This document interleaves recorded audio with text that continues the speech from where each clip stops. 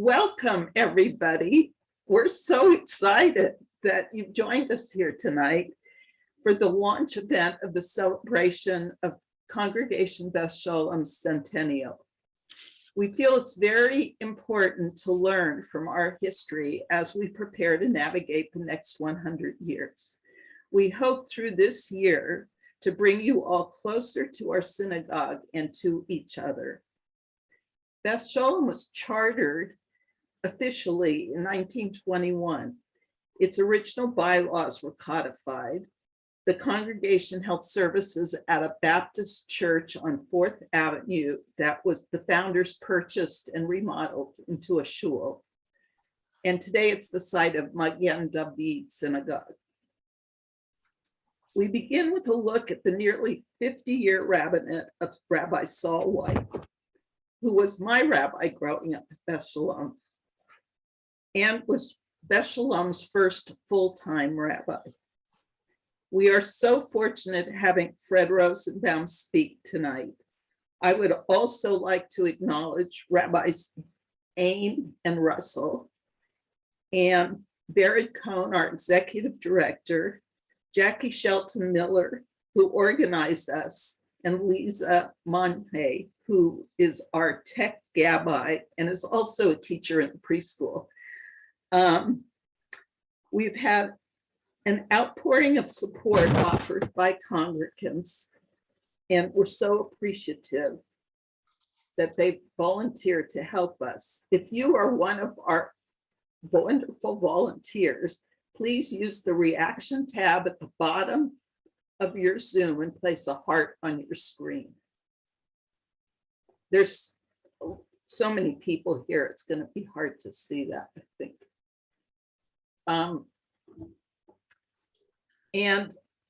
We also want to thank our co-presenter, the Jewish Community Library, headed by the esteemed Beth Sholom congregant, Howard Friedman. Most of all, I have a fabulous co-chair, the inimitable Ruth Katz, who will speak to you now. Thank you, Sandy.